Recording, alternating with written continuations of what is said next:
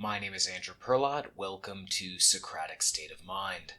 When Socrates fought his shadow, the opposite of life lived Socratically. This is my second and final Gorgias read-along essay. In the first, we heard Socrates' unconventional view that rhetoric is contemptible because it persuades without creating understanding. He also insists it's better to be wronged than to do wrong to others. Now we get to see what the opposite of these opinions looks like when played out to their natural conclusion. Socrates comes out swinging. This time he's struggling against a kind of shadow Socrates, holding polar opposite values. Callicles, a proto-Nietzschean Übermensch. Right off the bat, around 481, Socrates mocks Callicles, noting that the sophist has two loves, the Athenian populace and Demus, the son of some name I'm not going to attempt to pronounce.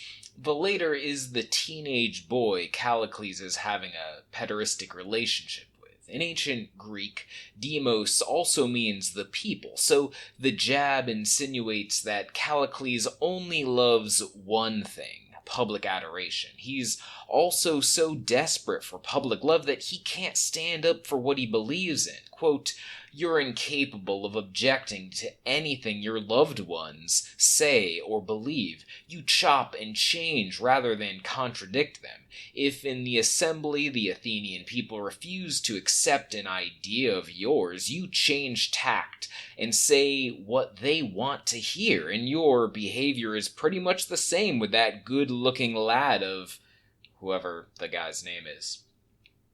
Socrates just accused Callicles of being enslaved in a way Epictetus would understand, and isn't this just like modern politics? Today's politicians mostly shrug at their people's incorrect beliefs and say, you can't lead the masses toward justice. You must trot after them down whatever dark road they're on with a bullhorn, advocating for their desires rather than their good. Socrates is the opposite of this. He says he'd rather be the lone voice of harmony leading an out-of-tune, unruly choir than, like Callicles, debasing himself to please the crowd out of sync with truth.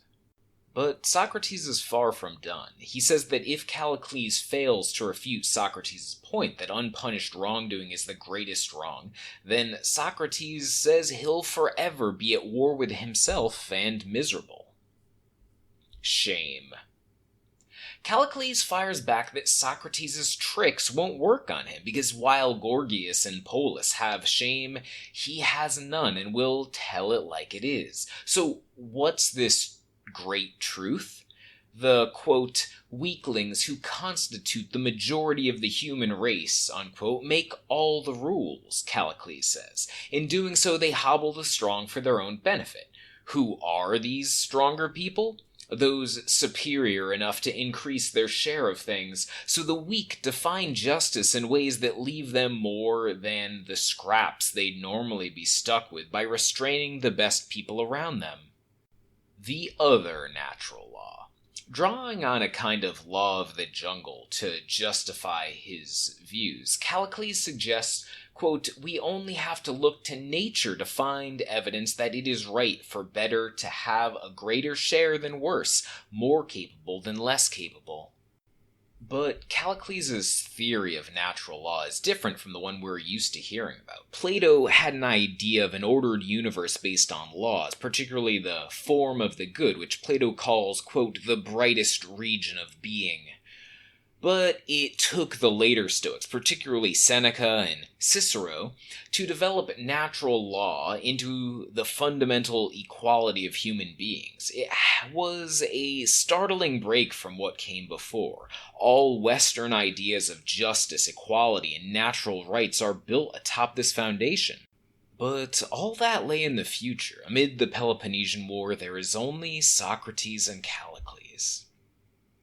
A jab at philosophy. Callicles insists his claims are self-evident to those who don't spend their days with their heads in the clouds practicing philosophy like Socrates. Oh, sure, a little philosophy when one is young is fine, it makes one cultured, but it's impractical and too much deludes a person, as Socrates is obviously deluded.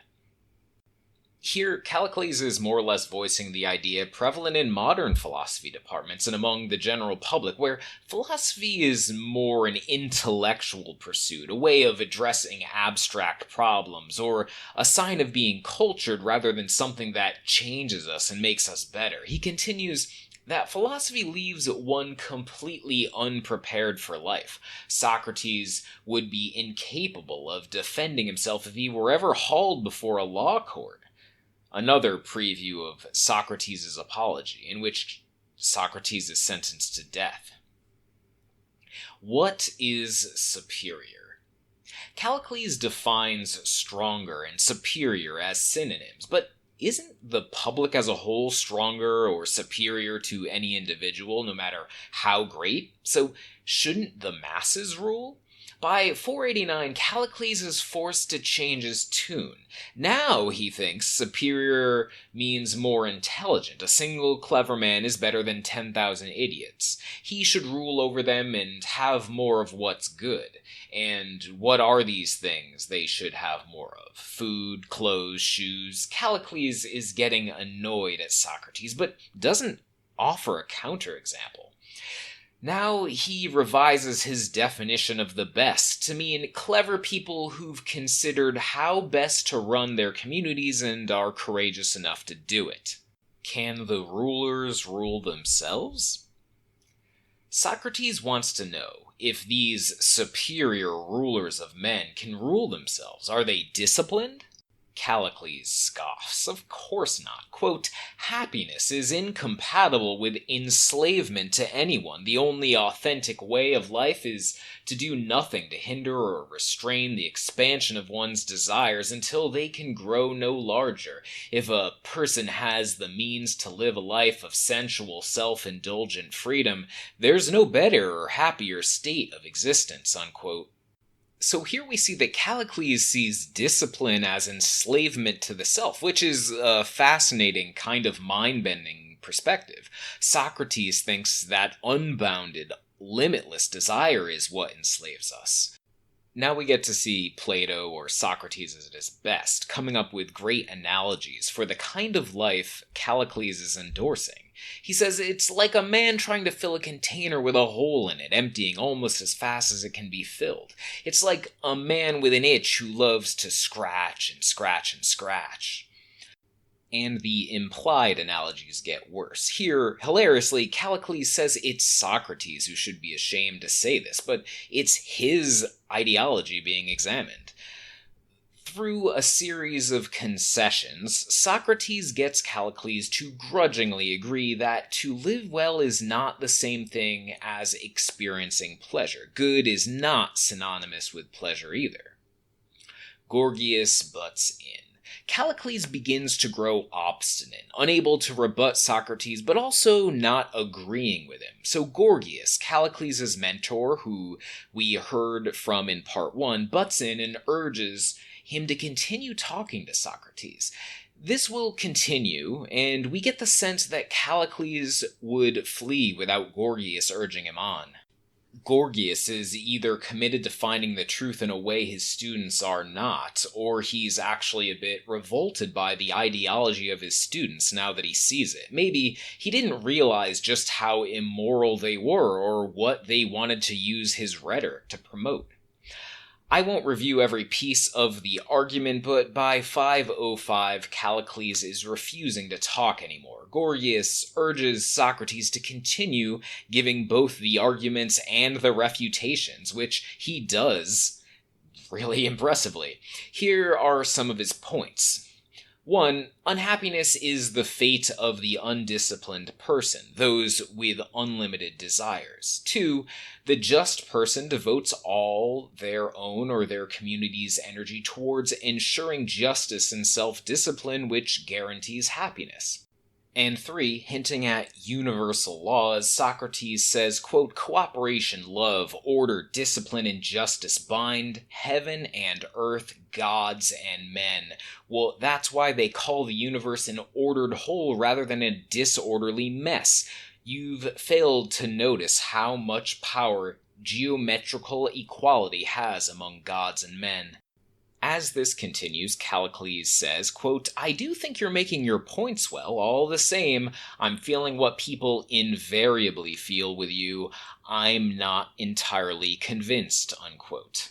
Around 517, Socrates starts an interesting argument about leaders delivering, quote, good things to the people, such as Athens' prior leaders building up its empire, infrastructure, navy, and tribute. But these accomplishments only made the Athenians worse people. The current generation was morally worse than the poorer, more vulnerable grandparents who bravely fought the Persians at Marathon. A truthful end. Socrates finishes up the dialogue by asking Callicles to join him, since he couldn't refute his ideas. Quote, once we've completed our training together, we will return to public life to contribute ideas of our own to political debates, unquote. But is anyone listening to Socrates' monologue? Certainly not Callicles. So we see the true limitations of Gorgias's rhetoric and Socrates' philosophy. Rhetoric persuades without granting understanding, and philosophy often grants understanding of our errors, but with no guarantee of persuasion or anyone actually changing their life. Though Socrates does tell Callicles that if he continued to engage with Socrates over time, as he continuously ran into the wall of Socrates' logic, he would eventually change for the better. And so the true philosopher often finds himself alone. He might call into the void and be joined by a small group of the like-minded, but the crowd looks on in disdain and disinterest, their eyes on the glitter of the rhetorician. And so Socrates' invitation to Callicles is an invitation to us. We've seen the two options on the table. What will we choose? Thanks for listening. See you next time.